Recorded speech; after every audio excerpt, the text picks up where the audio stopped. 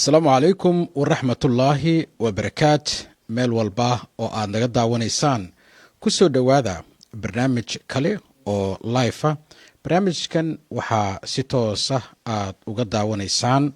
barta Somali Direct TV. sidoo kale barnaamijkan oo cad ah waxaad ka dhageysan doontaan haddii Ilaahay idmo idaacadda KZY SLB ee magaalada St Cloud.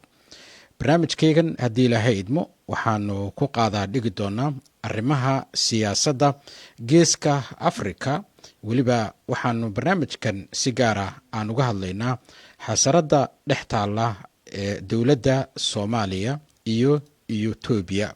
barnaamijkayga caawa oo live ah waxaa noogu marti ah Caynaanshe Cabdiraxmaan oo isagu ku sugan waddanka Canada. waxaan ka wareysan doonaa bal haddii Ilaahay idmo arrimaha Ethiopia iyo Soomaaliya iyo weliba heshiiskaasi sida uu u saameyn karo dhammaan dadka ku nool waqooyiga Soomaaliya.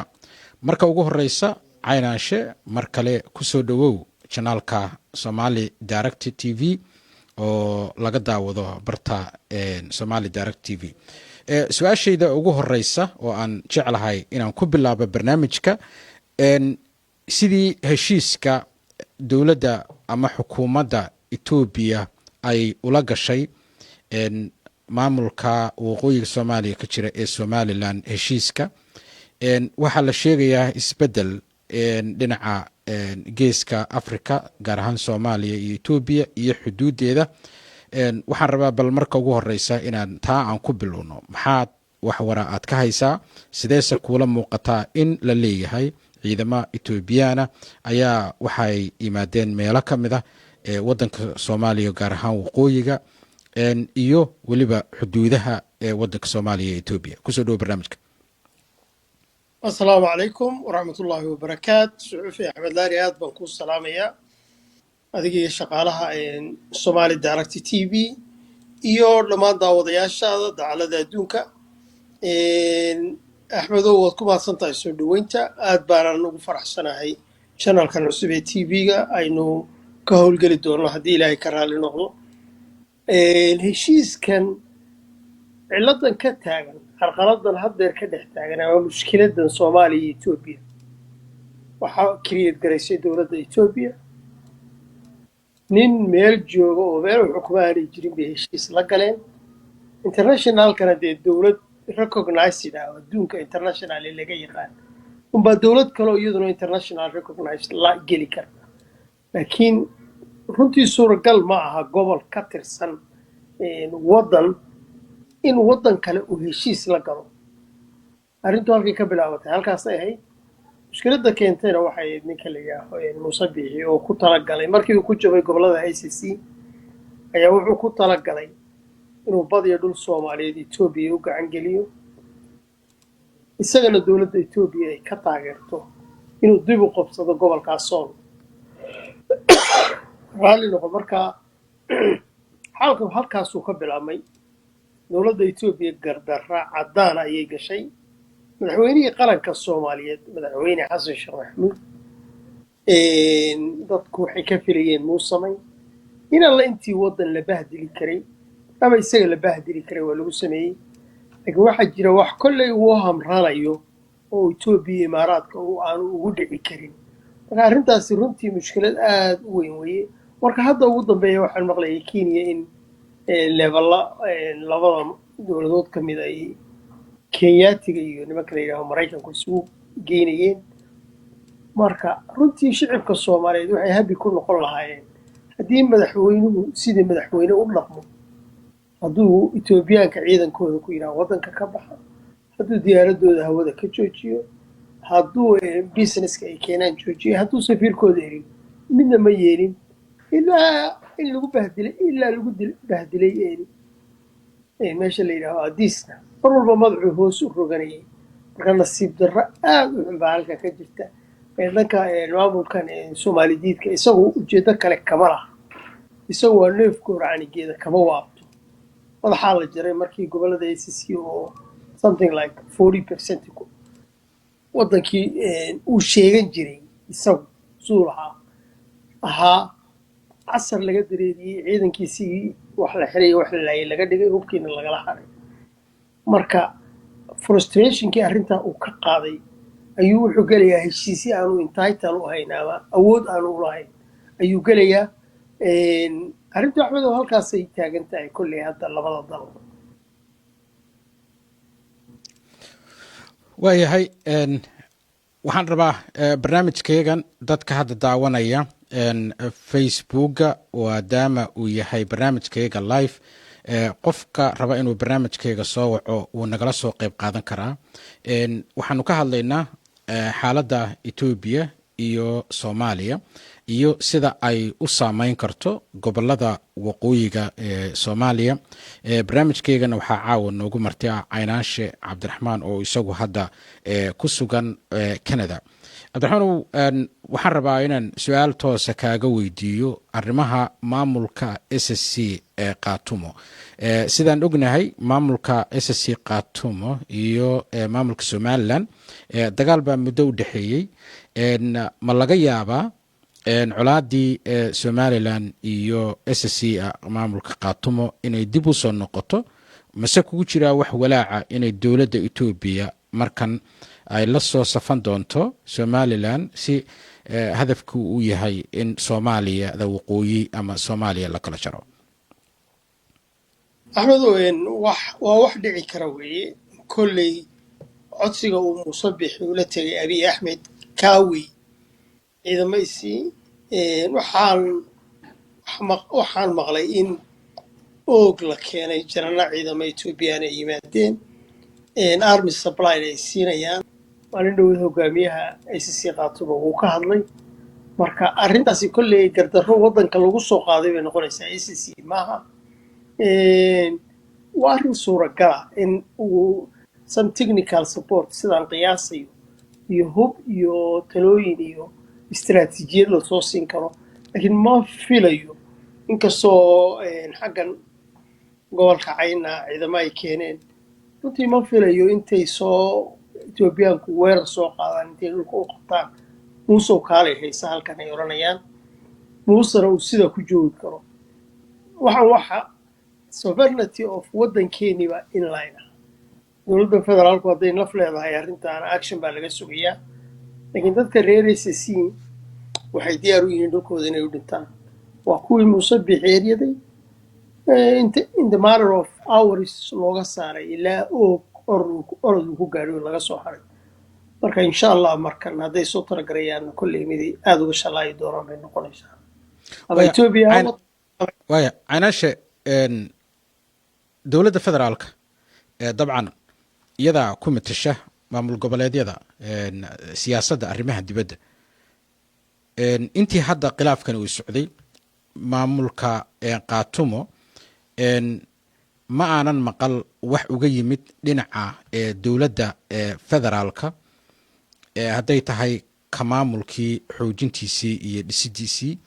iyo garab istaageedii ciidanka waxaad moodaa madaxweynaha waddanka soomaaliya xasan sheekh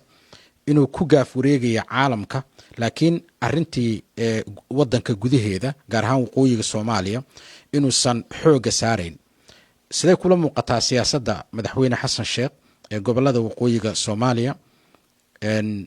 say kula muuqataa ma istaraatiijigiisa ma mid ku habboonba maadaama etoobiya hadday damcdeen ciidan ahaan usoo fargeliso dowladdii federaalkuna ay ka maqan tahay iyo ciidamadeedii wallaahi siyaasadda madaxweyne xasan sheekh siyaasad ma leh daweyhii lucas nin siyaasad leh maaha calaamado nin wadani ahina kama muuqdaan madaxweynaha runtii kama muuqdaan anigu ma rabo inaan isaga meel uga dhaco laakiin xaqiiqda wey marka la bahdilo intuu cararu hoosuun eegaa example markii aadiis laga eryanayay waad aragtay sidii qof xanaaq ayuu noqonayaa markuu qofku xanaaqo dee reaction macquula inuu bixiyaa laga rabaa ma jirto marka madaxweynuhu in u taagan difaaca waddanka aniga ilama eka sorry to say that laakiin realityga wey marka dadkana way isku tashanayaan ummadda soomaaliyeed shicibka soomaaliyeed ku filan inay etoobiya iska celiyaan haddii dowladda federaalku ay soo binj garaynaysay helbi hadday waddankeeda difaacayso haddii kale waa arrin iyaga u taalla waayo waa loo sheegay waa loo caddeeyey in dadka reer ACC cid walba oo soo raacda somalilan waxay dhaar ku mareen waddankooda inaanay dib ugu soo noqonayn nimanka la yidhaaho somalilan soomaali diidka ah marka nasiib darro oo madaxweynaha helbi anigu waan ka expect garaynayaa ma jirto laakiin dadkani without help of isaga ay kulley ku talagelayaan waddankooda inay ka difaacaan ciddii soo weerarta way adag tahay caynaanshe haddii dowlad shisheeye ah ogna etoobiya taariikhdeeda iyo saameynta ay ku leedahay siyaasadda soomaaliya iyadaa mas-uul ka ahayd in jabhadihii burburiyey dowladdii dhexe inay soo hubayso hadday damacdo ama ay go-aansato inay hubayso qaybo kale hadda ka mida soomaaliyana way awoodayaan inay labada awoodood tooda iyo tii waddan gudihiisaba inay ku jebiyaan marka maxaa uga qorsho ah maadaama adigu aad tahay siyaasi dabcan soomaaliyeed laakiin kasoo jeeda SSC Katumo in ka siyaasad ahaan dowladda federaalka cadaadis lagu saaro in ay qaramayso ama sida Ethiopia u karab taagan tahay kuwa go'itaanka raba kuwa midnimo doonka inay u hubayso ama ciidamadeeda ay garab istaagaan oo dowladdu ama ciidamo ay u soo dirto ama ciidamada SSC meesha joogaba ay u qaramayso dowladda federaalka taas ma muuqataa maxaase kaga gudboon adiga fakarkaaga maamulka iyo ismada inay arrintaa dowladda cadaadis ku saaraan dowladda federaalka axmed aniga ima muuqato dowladda federaalku inay sidaa yeelayso waad maqlaysaa soomaha axmed si wanaagsan marka see dowladda federaalka ku difaacaysaa waqooyiga soomaaliya maamulada ka jira ama maamulka soomaaliya so far inta ka muuqata dowladda federaalku mid arrintan diyaar u ah uma eka laakiin axmed oo technica walba iyo hub walba oo lasoo qaado raggii kaxayn lahaa ee ku dagaalami lahaa baa loo baahayay somalilan raggoodii xabsi iyo xabaal bay jiraan iyo qaar cararay ma jiraan ciidamo waqtigan intay soo ururiyaan ay kula dagaalami karaan ACC xaqiiqda marka loo hadlo dowladda Ethiopia intay doonto hub way soo siin kartaa intay doonto GPS qoryaha GPS kale way soo siin kartaa laakiin the question is man force waxa la yidhaahdo somaliland ma haysaa ku soo weerarto dhulkan laakiin xaqiiqda biyo kama dhibcaanka waxa uu ummadani haddii lasoo weeraro way istifaacayaan in alla intii awoodooda because dowladda federaalka baaqa aad u dirto haddii aanay ka soo jawaabin maxaad adigu samayn kartaa dowladda federaalka wax weyn baa ka qaldan waayo ummad dhulkooda lasoo weeraray oo aan ka hadlayn wax macquula maaha axmedow marka way canaanshe dowladda federaalka dabcan goboladan ama SSC Katumo waxay ka tirsan tahay federaalka dowladana mas-uulka inay difaacdo marar badan caynaanshe xogo aan anigu helay ama aan maqlay Ethiopia xukuumadeeda hadday tahay tan siyaasadda iyo militarigeedaba way la soo xiriireen dhinaca SSC xaalado kala badan ama duruufo kala duwan SSC siyaasad ahaan uma ayan dhexgelin safarro uguma ayan bixin Ethiopiana kalama ayan hadlin wax heshiisyaana lama gaarin Ethiopia inay kula noolaato ama xuduudeeda oo kale ay adkaysato bal arrimahan siyaasadda Ethiopia ee geeska Afrikana si toosa ay ugala hadlaan Ethiopia naftigeeda maxaa u diiday dadka SSC hadday yihiin kuwa isimada ay dhahay annagaa siyaasadda ku jirna iyo maamulkaba inay arrimaha geeska kala hadlaan ama kala fariistaan Ethiopia wixii iyaga ka quseeya haddiiba dowladdii federaalka aad leedahay ma aha mid lagu qanci karo jawaabteeda iyo siday wax wado wallaahi axmedo maanta ka soo qaad madaxweynaha maamulka Katumo iyo wafdi ka socda oo hadda ka hor casuumaad ay usoo direen baa u tegey waxaa kaliya uu la iman karo idinkiyo nimanka la yidhaaho SNMta wax wadayeesha oo maamulkii ka mid noqda offer kale oo Ethiopia ay siin karto ACC ma jirto offerkaasina wuxuu la mid yahay adigoo mindi isku jaray cunaha marka wax ay ka wada hadli karaan maamulka ACC iyo Soomaali iyo Ethiopia ma jirto wax meesha yaala kaliya dowladdii federaalka ayaa dayacday kaalinteedii nimankani markii waa ka cudur daarteen manay tegin hadday tagaanna jas waraaqaha saxiixa un wey waayo dowladdani dowlad guura weye ودولتنا وضطة دليل سي وفشتنا وإني كعدادسو reer SSC waxay ka dagaalameen inay ku noqdaan reer SSC-na arrintaa ma ogola inta gabar yari ka nooshahay ma ogola intay ciidda ka hoos marayaan ma ogola marka nasiib xumaa taagan arrintii dantii waxay noqotay uun in dowladda in maamulka SSC uu ku tashaday inuu fariimo u diro dhulkan wax qatar oo Ethiopia ku socdaa kama imanayaan haba yaraatee laakiin we don't have anything to meet anaga iyo Ethiopia hadeer inay isfaacaan haddii lasoo weerarana aniga sida ila muuqatay waa sida Axmedow waaye waa jeclaan lahayn dad kalena inay bal arrimahan nagala soo qayb qaataan oo waxay fikirkooda ay nala wadaagaan cabdiraxmaan caynaashe arrinta Soomaaliya sideedaba mar walba waxaa ku jira wadamo shisheeye ah oo internationally ah hadda Ethiopia waa wadan shisheeye ah waxayna ku jirtaa hadda ku dhex jirtaa horena ugu jirtay siyaasadda Soomaaliya gudaheeda yay dadka deegaanka SSC ay ku haleynayaan arrimahooda siyaasadda ee dibadda ee dhan walba leh iyay ku haleynayaan dad badan waxay qabaan in la sameeyo guddi aqoon-yahano ah oo kala shaqeeya ama galaangal kala sameeya arrimaha siyaasadda ee dibadda u sameeya deegaankan SSC taasina maamulkii uma muuqato hadda inuu isagu samaynayo maxaa kula tahay fikradda oranaysa maamulka qaatumo wuxuu u baahan yahay وعليكم السلام walaal qofka qadka ku jira waa ku salaamaya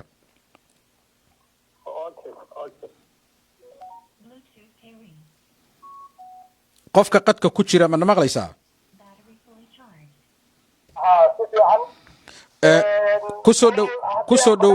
kusoo dhawow magaalada Laascaanood adiga iyo xogayaha baan idin salaamayaa fikirkayga haddii aan ka dhigto barnaamijkan waxaan u arkaa dadka reer SSC maanta dowlad Soomaaliyeed oo midnimada Soomaaliya la difaacda ma jirto tiimka Muqdisho waxa weeye waa tiim dhaqaalo iyo dalahooda shakhsiga ah ee gaarka ah ka shaqeeya sidaa daraadeed dadka SSC khaatuma SSC dibad iyo gudaba waxaan kula talinayaa inay maamulkooda isgarab taagaan difaacaan hiil iyo hooba ay la garab istaagaan dowladda Ethiopia sida xoghayuhu sheegay ma aaminsani inay gobolladeennan weerar ku soo qaadi karaan balse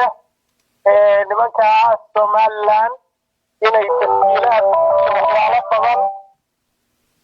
u fududaynayaan oo magaranaysaa taakulaynayaan intaas waan aaminsanahay intaas ayaan doonayaa inaan barnaamijka ka qaato asalaamu calaykum waayahay intaadan qadka ka bixin haddaad su-aal weydiinaysidna waa weydiin kartaa caynaashe oo barnaamijka caawa marti noogu ah ka raalli noqdaa dadka qaarkood waxaa laga yaabaa title hore oo systemka ku jiray inuu idiin muuqday caynaashe waa aqoon-yahan ku nool qurbaha ama Canada ma ka mid ahaa xokayayaasha hadda maamulka SSC maadaama hadda wadankii aad joogtid warar baana soo gaaraya sheegaya dhinaca naxawidka inay yimaadeen ciidamo Ethiopiana sidoo kalena warar baa sheegaya saraakiil ka socota Ethiopia oo sahana inay soo gaareen ama og ilaa iyo Hargeysa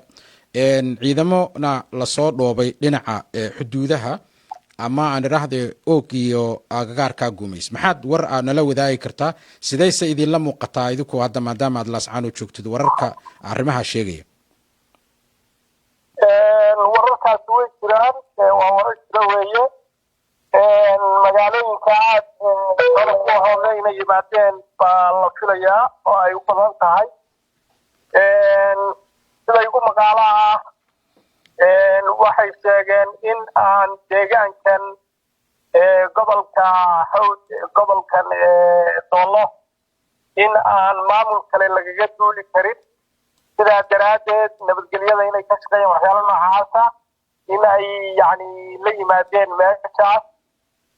wallahi dadka magaalada degan iyo dadka soonkan maamulkan SSC Khaatumo arrintaas waxa weeye way u dhegtaagayaan oo waa arrin yani diiladeeda leh kolley waa u diyaar garoobanaa Ethiopia waxay la timaadana waa arkanaa waayahay warkaaga waxaa ku jiray in gobolka Doolo ama dadka jooga ay kala hadleen in haddii dagaal uu ka dhaco Soomaaliya gudaheeda inay dadka deegaanaadkaasi ka qayb qaadan karin sidaas baan u fahmay hadalkaaga waayahay intaadan ka bixin barnaamijka waxaan rabaa inaan ku weydiiyo waxaad moodaa intii ay bishii 25 aan raadi bishii 28 dadka deegaanka SSC inay mar walba ku baaqayeen nabad maamulkoodana ay dhisanayeen nabadna ay ku baaqayeen dhinaca halka waqooyi colaad lagu baaqayay maxaa hadda idinla gudboon haddii aad maqasheen arrimahan cusub oo ah Ethiopia oo ka kaashanay Somaliland inay ka kaashanayso arrimaha deegaankan Ethiopia ama Ethiopiana laga yaabo ama sidaan waxoogaa ku helayno ay soo hubaynayso ciidanka Somaliland maxaa idinku dadka deegaanka ahaan aad idin qorshaysan ama aad ka oran lahayd halkan walaalow anagu sideedaba gobolkan sidaad ka warhaysid muddo aad u badan ayuu dagaal ku jiray maanta colaad yani dadkani uma baahna waa dad soo arkay colaadda iyo dhibkeeda dadka Soomaaliyeed deriskaana waxaanu ugu baaqanaa nabadgelyo waxaanu ugu baaqanaa horumar wixii intaa ka baxsan dadka goboladan degani way yaqaanaan sida laysu difaaco wixii qaraanka yaga ka baxsan yani nabadda lid ku ah aanu aragno waa tahnaa ma garata waa garta annaga waxa noo qorshaysan haddii nabad la helayo inaanu dadka deriska iyo dowladaha deriskaaba aanu nabad kula dhaqanno nabad kula noolaano intaa wixii ka baxsan haddee waa la arkayaa ma garad aad baad u mahadsantahay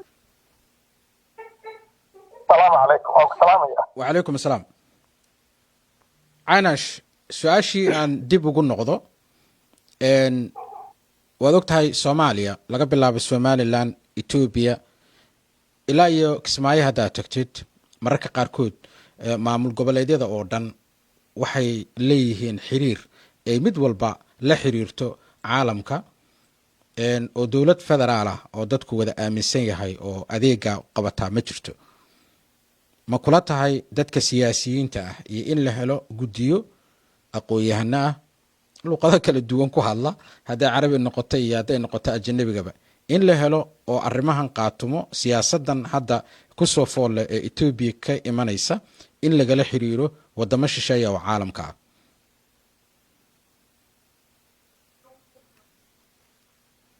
waxaan u malaynayaa caynaanshe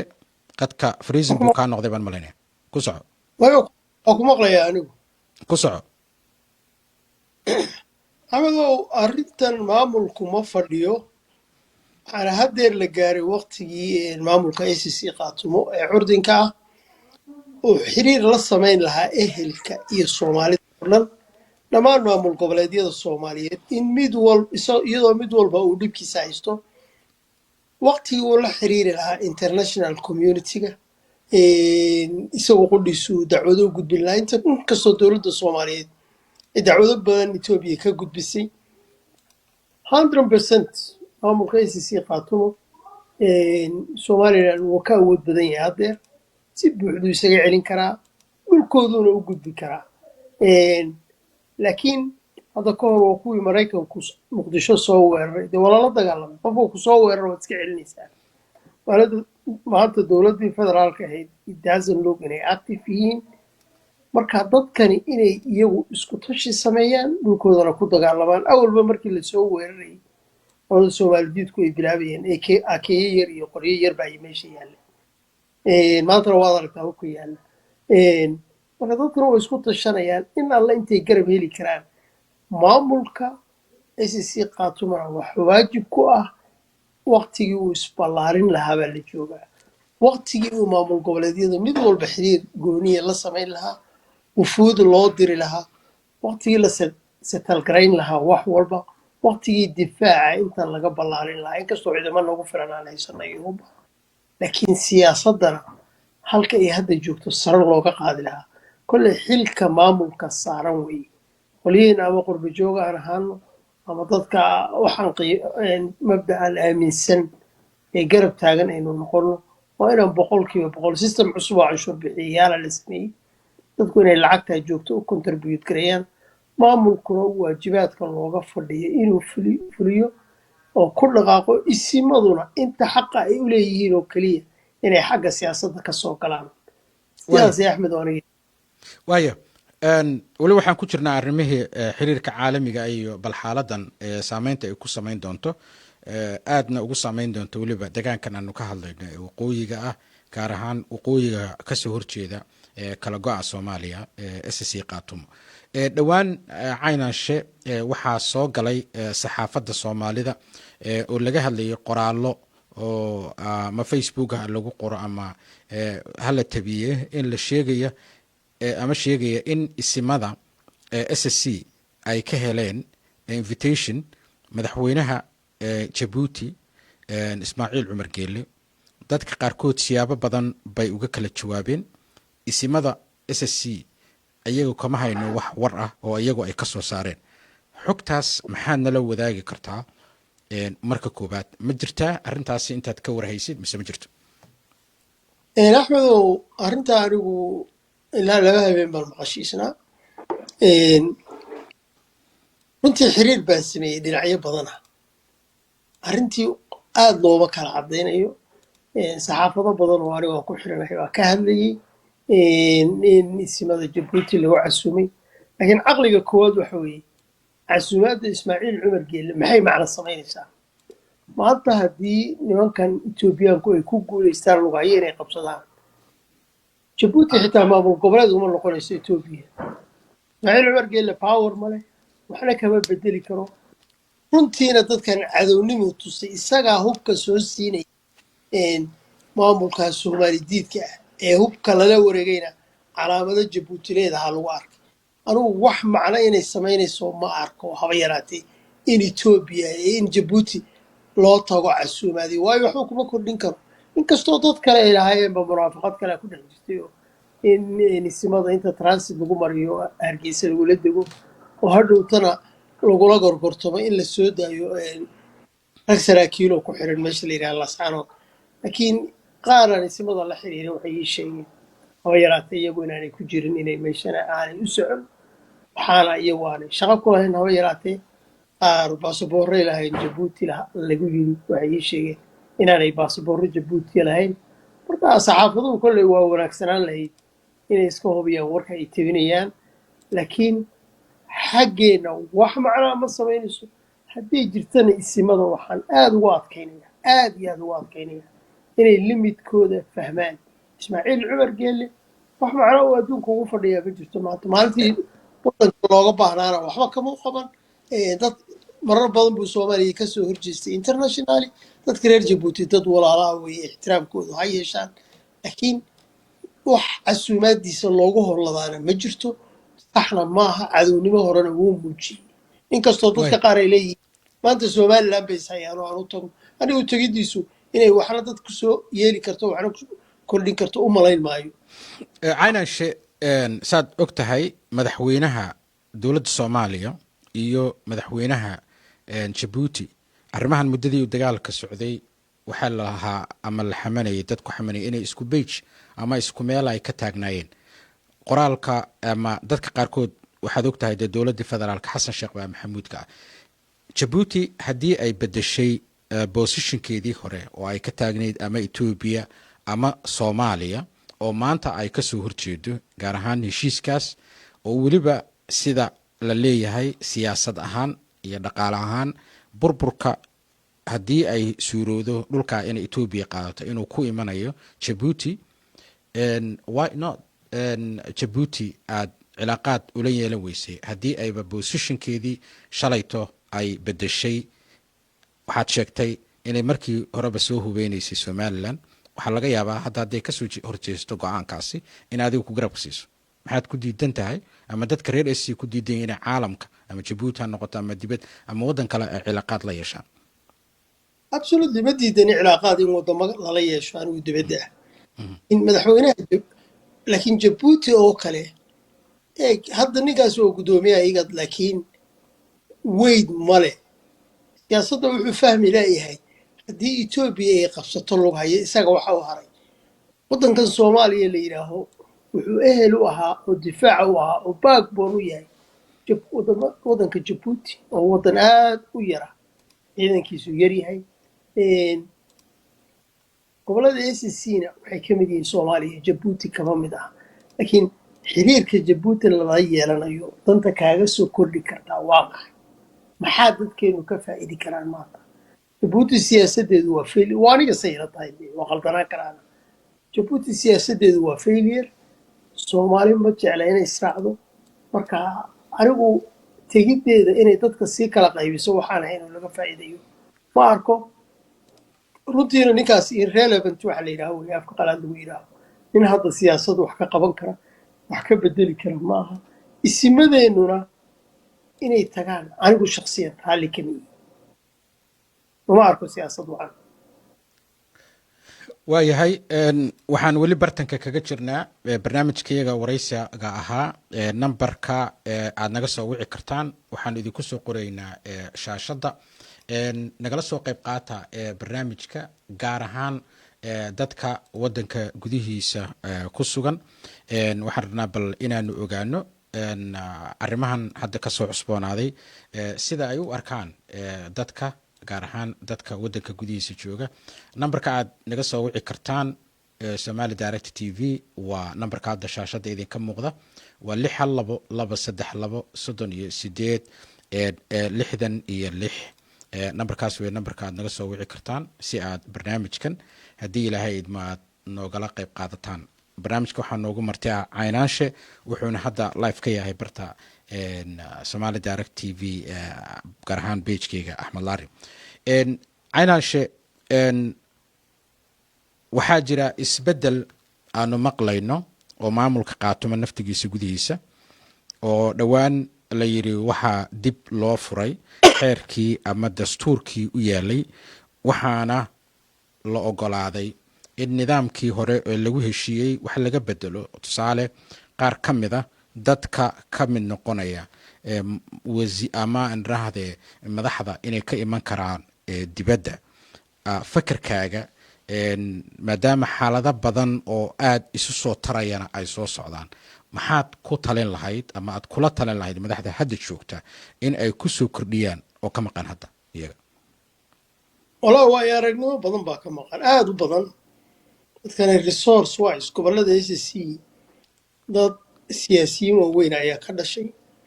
dad jecel oo badan ayaa adduunka dacaladiisa ku nool marka resource-ka ay haystaan inay ka faa'iideystaan baa kula talin lahaa nimankan xildhibaanada iyo xogayaasha noqday sidooda rag waa ku jiraan culus waa ka mid yihiin laakiin niman junior ayaa aad ugu badan siyaasadda arrimaha dibadda siyaasadda connectionka dowladda federaalka ah siyaasadda dhinac walba quseynaysa ee saaxiibo cusub in la kasbado rag wax ka tari kara adduunka dacaladiisa jooga inay isticmaalaan kolley cidina inay maamulkan wax yeesho diyaaruma aha in wax lala qabtaa la rabaa in garbaha la iska taago laakiin baahida aragtidaasi inay iyaga ka timaado weeye waan arkayey in debate uu socday ahaa in nimanka hadda xogayaasha ay ugu yeedheen wasiiradana loo bedeli doono magacooda in dibadda laga keeno marka muhiim bay noqonaysaa dad badan oo la taliyaalay samaysan karaan hadday doonaan maamulka la ballaarin karaa haddeer baarlamaanka isbeddel lagu samayn karaa keliya wixii haddii 45kii lagu qaybsanayo reer macnaheedu ma aha in dadka waaya aragga ay adduunka dacladiisa ku nool ay ka tagaan kolley dadka hadda diyaar bay u yihiin system cusub oo waxa la bilaabay la yidhaaho cashuur bixin oo qof waliba kaar la siinayo inuu cashuur bixiye yahay dhaqaalaha markuu contribute gareeyo qofbaa in la dhiirigeliyo runtii waxaan aad ugu adkaynayaa maamulka curdanka ay u badanaya madaxda ka yihiin in ay isticmaalaan dadkooda inta dadka la isugu yeero lala tashado. sanadkii hore already hadda waqti bacdun bay ka qaateen sanadkan u haray kolley maamul sal ballaaran ba halkaa ilaahay laakiin maamulku they have to wake up oo sida arrintaa ay ku dhaqaaqaan in wasiirada dibadda laga keeno in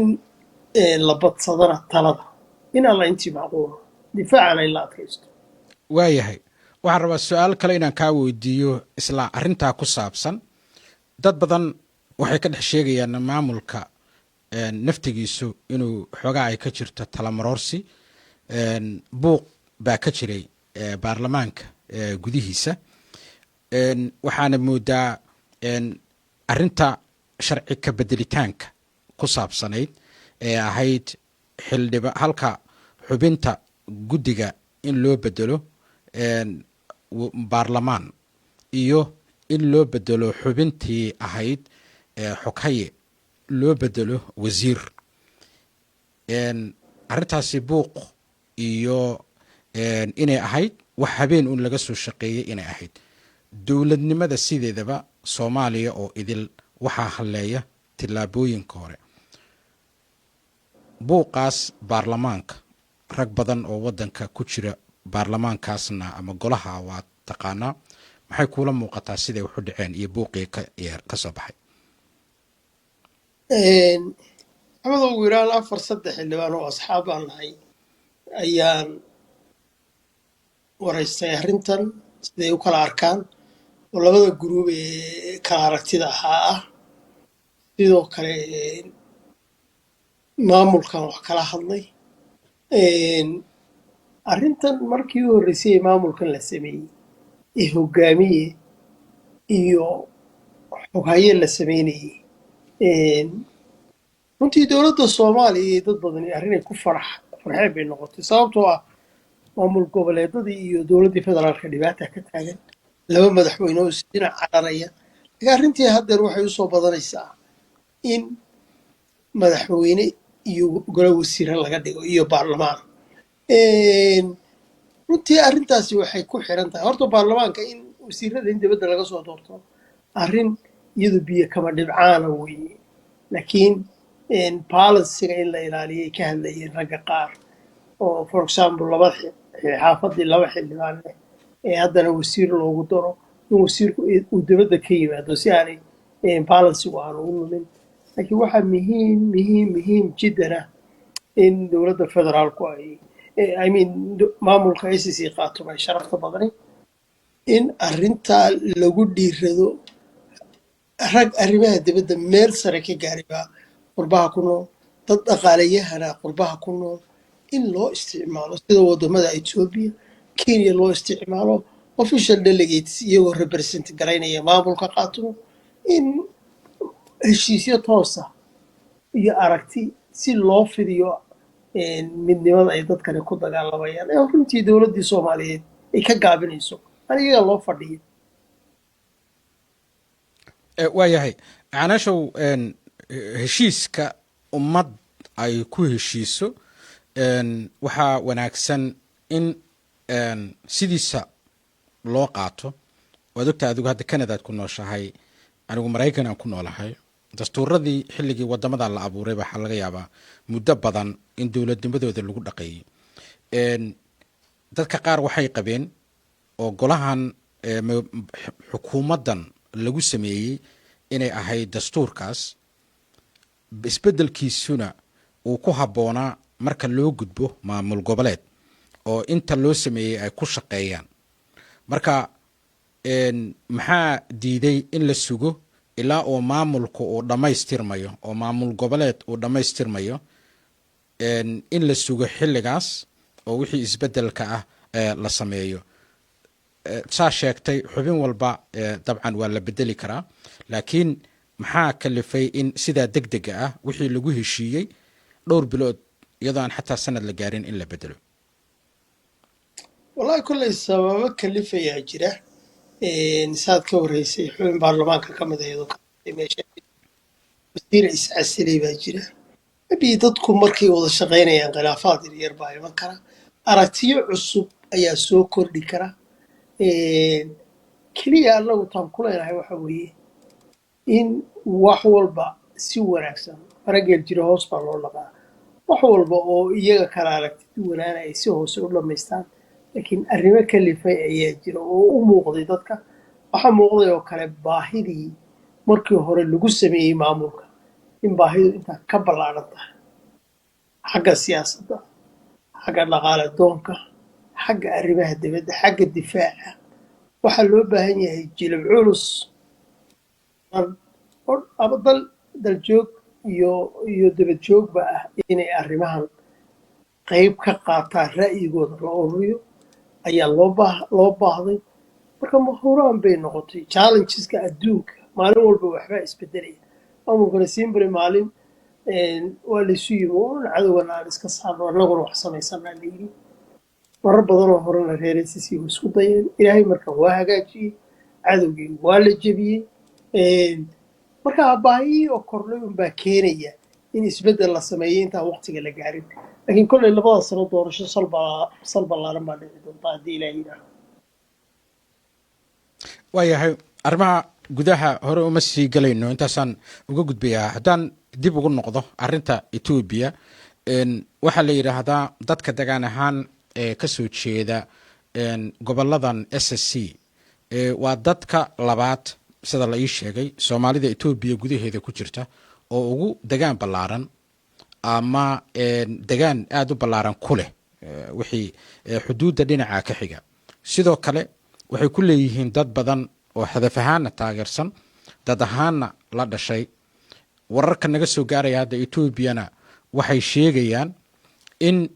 maxaan ku radaa dadkaas iyo Ethiopia xukuumadooda ay ka dhex tafantay oo ay leeyihiin idinku raaci mayno arrin military inaad dhex gashaan waxa dhex yaala Somaliland iyo deegaanka SSC. isimada hadda deegaankan SSC ee reerahoodu qaarna dhinaca degan yahay xuduudda qaarna SSC yahay iyo kuwa halkaa deganba ma kula tahay inay fursad uga furan tahay in Ethiopia fariimo toosa ay u diraan inay soo dhexgelin khilaafka Soomaalida waqooyi gudaheeda hadda ka jira? maxaa uga furan ama uga bannaan isimada dhaqanka hadday yihiin kuwa gudaha hadda ku jira iyo kuwa dhinaca Ethiopia jiraba? axmed oo ninka la yidhaha abiy axmed waa dictator weeye. dictatorkuna dhigihiisu waxma maqlaan. sidoo isaga uu rabo unbuu mar walba u rabaa inay wax u dhacaan. gobolka doolal la yidhaaho dadka reer SSC buuhood lexadkaa dhex mara waad ka waraysaa xadbeenaadka. marka dadkani hub in lasoo dhex mariyo oo dadkooda lagu soo weeraro maamulka abiy axmed hadduu caqli leeyahay taa ma sameeyeen. dadka dhulkan Soomaaliyeed u dhashay gobolkan la yidhaaho SSC dadka u dhashay waa dad Soomaaliyeed weeye. soomaalinimada halka ay ka aasaasantay weeye. dadka Soomaaliyeed ee dowlad deegaanka ee xabashidu xoogga ku haysata degenna iyaguna waa dad Soomaaliyeed, waa dad balaad related completely. qabyaalad kama hadlaya, waxaan ka hadlayaa dadka Soomaaliyeed. dadkaasi raalli kama aha in walaalahood inta ciidan badan la soo dhex mariyo weerar lagu soo qaado. maamulkan Soomaali diidka ah wuxuu ku yidhi ciidamada aad keenaysaan marka hore oromaha u bataan, kuwan dowlad deegaanka Soomaaliduna baaga hawno. waxaasina wax shaqaynaya maaha. oo dictatorka abiy axmed la yidhaaho ninkan waqtigiisu dhammaaday wuu caawin karaa hub yar tignika iyo inuu siiyo generaallo kala talinaya. dadkana waa dagaalyahano wey. dadkana waa dadkii gumaystaha Ingiriiska la dagaalamay for long time. marka dadka walaalahood dhinaca xadka ka degana raalli kama noqonayaan. waxay doonaan ha sameeyaan Ethiopia absolutely raalli kama noqonayaan. dad Soomaaliyeed raalli kama noqonayaan. Soomaali in ciidan Ethiopian in dhex maro ka dagaalamo wuu ogyahay isagu, caqligaa wuu leeyahay. hadda today waxaa laga hadlayay inuu heshiiska hordhaca ahaa memorandum of understanding inuu ka noqon doono muuse bixina geeridiisa wey because he has no option dadka masaakiinta ah lugooyo badan buu u geystay meel uu maanta u baxsan karaa ma jiro waa la soo qabanayaa maxkamad baa la saarayaa dhiiggii iyo dhibaatadii uu dalkan ka geystayna ever in lifetime loogama harayo waa la soo qabanaya haddii isagu u baxsay xitaa qoyskiisa ayaa loo maxkamadaynaya arrintaa waayahay maamulka puntland dabcan muddo badan waxaan maqli jirnay arrimaha deegaankan etoobiya wax badan bay kala hadleen siyaabo kala duwan iyo xiliyo kala duwanba iyadu naftigeeda saameyn bay ku yeelanaysaa haddii dagaalkaasi uu dib u soo noqdo waad ogtahay maxaa uga banaan maamulka puntland naftigiisa ama kan qaatumaba iyo kaa kale weliba kilinka ka jiraba inay arrimahan iska kaashadaan in ayan dhicin in mu'aamarad loo soo maleego maamulkan yar ee hadda cusub SSC qaatumo maxaa uga banaan gaar ahaan madaxweyne deni iyo xukuumaddiisa wallaahi kolley anigu deni iyo puntland uma hadli karo haba yaraatee waxay yeelayaan iyagay jirtaa laakiin maamuladan soomaaliya ka jira maamul goboleedada mid waliba wuxuu xad la leeyahay etoobiya dowlad federaal oo dadkii difaacaysaana ma jirto madaxweynihii wakaa diyaaraduhu raacay xitaa lama tirin kara haddeer maalin walba oo sii socda isagoo gacan laabo buu soo noqonayaa maalin kale oo sii socda isagoo nabarra ku yaallaan buu imanayaa siyaasaddiisii dhinacay u socota lama fahmaya marka maamul goboleedadii waddan guun ah oo gumaysi soo jireena iskuma wada taagi karaan bointiga clear aynu isula fahanno laakiin shicibka ku nool gobolladani for one way or other way iskaashanayaan haddii etoobiyaanku ay halka soo galaan waxay kaloo etoobiyaanku lugooyo kala kulmayaan shicibka ay soo dhex marayaan am sure maamulada ama ha noqdo kaa DDS-ka ama ha noqdo kan dowlad kan puntland iyo kuwan oo laleeyahayba qaatumo waa kuwa lasoo weerarayo kolley some kind of talo waa laga yeelan doonaa laakiin maamul goboleedku uma bareeri karo waddanka guunka ah at the same time waa inaad ogaato mid iska caqli xuno sida muuse bixi cararayo wuxuu arkana saxeexaya mooyaane absolutely arrin iskuma taagi karaan waxay u baahan yihiin some kind of protection dowladdeedii federaalka ay tiina meesha waa ka maqan tahay nasiib darradu waa taa laakiin kole haddii lagu soo weeraro isdifaacaysa inaan la intii awoodda ah waayahay su-aashayda ugu dambeyso haddaad fariin u diri lahayd dowladda federaalka iyo xukuumadda hadda joogtaba maamulkan qaatumo maxay noqon lahayd fariintaada dhowr fariimood oo kala duwan baan diraya axmedow madaxweyne xasan sheekh waxaan ku leeyahay haddaanu qurba joogta soomaaliyeed nahay we are very disappointed of you very disappointed in waddan intaasoo dhibaataa dhulkaagii u geysanay adiga shaksiyan internationally humiliation kugu samaynaya meel walba maalin walba inaad turkiga shalay aad ka lahayd anagu in lala dhex kalaa rabnaa diyaaradoodii soconayso qaadkoo sun ah dhulka ay keenayaan aanad joojinayn diyaaradahoodii hawada ku mushaaxayaano hawadaadiina weliba ay leeyihiin safe maaha waxaan aad reebanayso imaaraad iyo nimanka la yidhaha etoobiya madaxweyne cid fahmi kartaa ma jirto qof common senska nin siyaasi oo madaxweyneha iska daa laakiin wax la fahmi karo haba yaraatee maaha madaxweyne arrintaa ceeb bay kugu tahay dalkan difaac hadda aanad samayn karin ilaahay khayraa ku siiya waxaa ku tiraa war for some reason anigu waxaan ma wadi kareen keliya xukun inaad adkaysato maaha macnuhu ama xoolo gaara dhaqato waxaan hanti iyo dhul iyo dad baad mas-uul ka tahay waa mas-uuliyadda inaad si saxa u qaado madaxweyne warkaaga caddee haddii dhibaatooyin qaasa ku haystaan dad gooniga kala shir kursiga iska casir oo arrintan aanad waxba ka qaban karin laakiin dadku kuma qanacsana iyagoo adiga shaksiyan aan ugu nabcayn idina aanay ku weerarayn madaxweyne halkaa ceeb weyn baa ka taagan taariikhduna way isqortaa ma aha labada sannadood ee madaxweynenimada kaaga hartay taariikh badan haddaad dooshay haddaad dhimatay waxaad geysto waa la qoraya